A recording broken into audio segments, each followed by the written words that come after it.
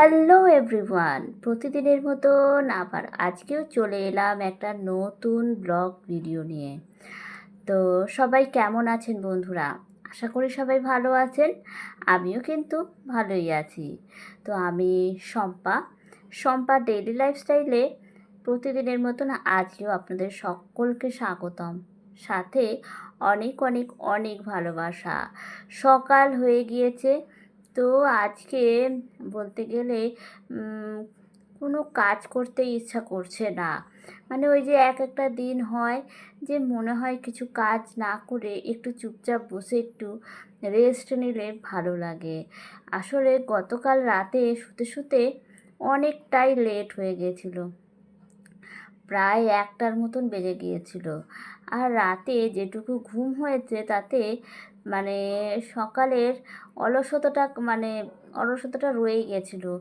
একদম কোনো কাজ করতেই ইচ্ছা করছিল না। ওই যে ভালো করে রাতে ঘুমটা হয়নি, এরকম আমার মাঝে মধ্যেই হয় যে রাতে যদি ভালো করে ঘুম না হয় সারাটা দিন যেন একটা কেমন ঝিমুনি ঝিমুনি পায়, যেন ঘুম ঘুম পায়, রান্না করছি করতে করতে ঘুম পাচ্ছে। তো আজকের দিনটাও সেরকমই ছিল। তো ভেবেছিলাম আজ আর কোনো ভিডিও শ্যুট করবই না, কিন্তু ওই যে না, যে কোনো জায়গায় যদি অ্যাক্টিভভাবে না থাকা যায়, অ্যাক্টিভভাবে যদি কাজ না করা যায়, তাহলে সেখানে কিন্তু কখনোই সফলতা আসে না। তো তার জন্য শরীর যাই থাকুক, মন যেমনই থাকুক, কাজ করে যেতেই হবে। তো আজকে তার জন্যই একদম একটা ছোট্ট ব্লগ নিয়ে চলে এসেছি। কেননা উপস্থিত তো থাকতেই হবে, নিজের অ্যাক্টিভিটিটা তো দেখাতেই হবে, তাই না? আর এইদিকে সকালবেলায় সমস্ত বাসি কাজকর্ম সেরে পুজো দিয়ে স্নান সেরে পুজো কিন্তু দিয়ে ফেলেছি, দিয়ে চলে এসেছি সকালে রান্নাঘরে। এই যে শুরু হলো এবার রান্না বান্না। যতই শরীর খারাপ থাক, মন খারাপ থাক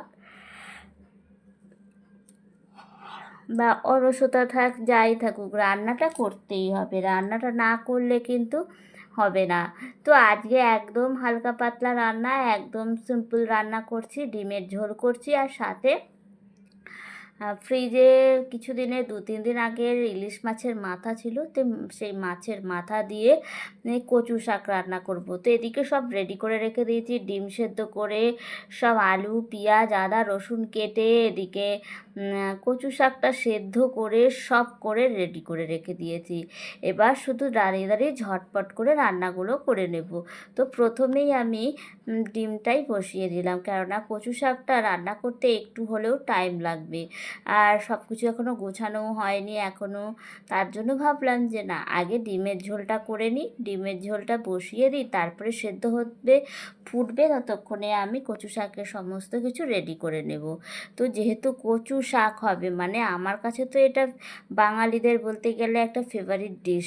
তো তার উপর কচু শাক হবে মাছের মাথা দিয়ে। তো আজকে ভাবলাম শিলনোড়াটা পেতেই ফেলি। শিলনোড়া তো প্রতিদিন বার করা হয় না, যখন কিছু স্পেশাল রান্না হয় তখন আমি এই শিলনোড়াতেই বাটাবাটিটা করে নিই। তো আজকে কচু শাক করবো, আর কচু শাকে কাঁচা লঙ্কা বাটা তো দিতেই হবে, না হলে কিন্তু কচু শাকটা খেতে বেশ ভালো লাগবে না। আর তার জন্যই শিলনোড়াতে একটু আদা আর একটু কাঁচা লঙ্কাটা ভালো করে পেস্ট করে নিচ্ছি।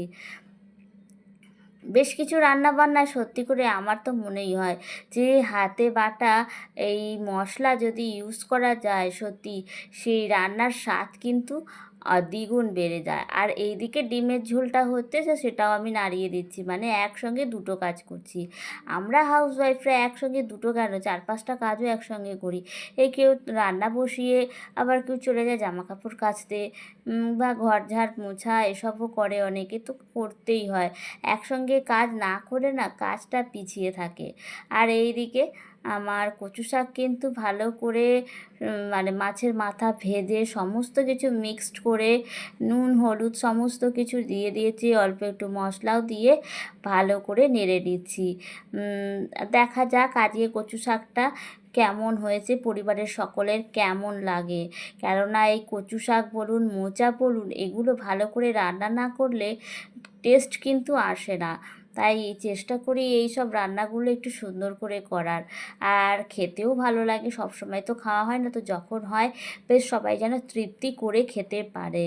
আর কচু শাকটাও কিন্তু দারুণ ছিল। অল্প মানে প্রেশার কুকারে সিটি দিয়ে নিয়েছি, তাতে কিন্তু একদম মাখনের মতন সব নরম হয়ে গেছে।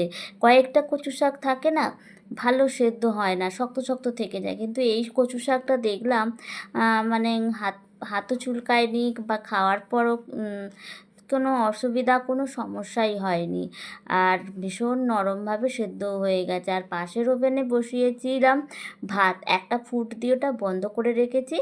আবার যখন খাবো তার আগে 15-20 মিনিট আগে আর একটা ফুট দিয়ে নেব।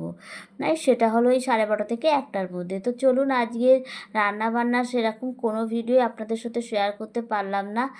তো এবার কী কী রান্নাবান্না করছি সেটা একটু আপনাদের সাথে একটু ফাইনাল লুকটা শেয়ার করে নিই। এই যে ডিমের ঝোল আলু দিয়ে করেছি একটু পাতলা করে, এটা হচ্ছে শুধু অনলি দুপুরের জন্য। রাতের জন্য আলাদা রান্না বান্না হবে, মানে দুবেলার আলাদা আলাদা রান্না। আর এখানে হচ্ছে কচু শাক, ইলিশ মাছের মাথা দিয়ে শ্বশুরমশাই শাশুড়ি মাকে বেড়ে দিয়েছি, তাই এইটুকুই রয়েছে। এটা আমার আর আমার হাজবেন্ডের। ডিমও তাই, ওনাদেরকে খাবারটা দিয়ে তারপর আমি এলাম ভিডিওটা করতে। কেননা ওই যে বললো সকাল থেকে ঝিমিয়ে ঝিমিয়ে যাচ্ছি, তো সমস্ত কাজে লেট হয়ে যাচ্ছে। তো আর এই যে হাঁড়িতে হচ্ছে গরম গরম ভাত। তো এটাই হচ্ছে আজকে আমার শুক্রবার, শুক্রবারের ব্লগ ভিডিও। তো শুক্রবারে আজকে আমি এই সব রান্নাগুলোই করলাম। তো আজকে আপনাদের বাড়িতে কী কী রান্না হলো সেটাও আমাকে একটু কমেন্ট করে জানাবেন, তাহলে কিন্তু বেশ ভালো লাগে। যদি কমেন্টের মাধ্যমে একে অপরের সাথে কথা বলা যায়, বন্ধুত্ব করা যায়। কেননা এখানে আমাদের কমেন্টটাই হচ্ছে আমাদের যোগাযোগ মাধ্যম। কমেন্টের মধ্যে দিয়েই আমরা কিন্তু পরিচিতি লাভ করতে পারি। তো যাই হোক, এইটা হলো আমাদের মানে সমস্ত লাঞ্চের মেনু আপনাদের সাথে দেখিয়ে দিলাম। আর এদিকে শুরু হয়ে গেছে বৃষ্টি। তো হাজবেন্ড এখন মানে আসার কথা 1:30 থেকে 2টোর মধ্যে, কিন্তু এমন টাইমে বৃষ্টি শুরু হলো যে হাজবেন্ডের আসতে অনেকটাই লেট হয়ে যাচ্ছে।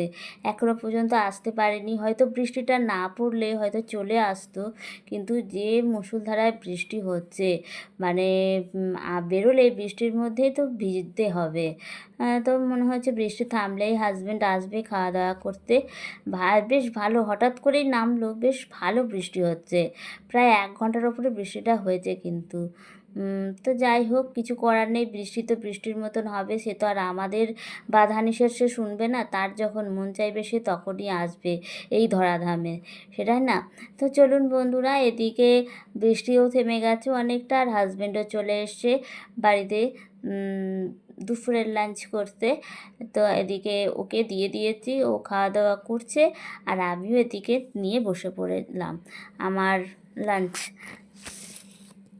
কেননা না হলে আবার অনেকটা লেট হয়ে যাবে। আজকে এমনিতেই আস্তে আস্তে 3টে বেজে গেছে, বৃষ্টির জন্য দেরি হয়ে গেছে। আবার যদি আমি বসে থাকি আরও 3:30-4টে বেজে যাবে। তাই ভাবলাম একসাথেই প্রতিদিনের মতন খাওয়া দাওয়াটা সেরে নিই। তো আজকের ভিডিওটা সত্যি একদম বেশি কিছু দেখাতেও পারিনি আপনাদের সাথে, ঘর সংসারের কাজ। আর সবথেকে বড় কথা, করছিলামই না।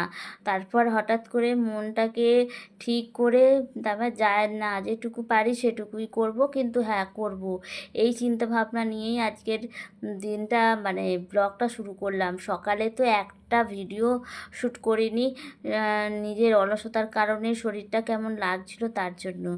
তো যাই হোক, যেটুকু পেরেছি করেছি। আর আপনারা অবশ্যই এই পর্যন্ত যারা যারা ভিডিওটা দেখেন তাদেরকে অনেক ভালোবাসা।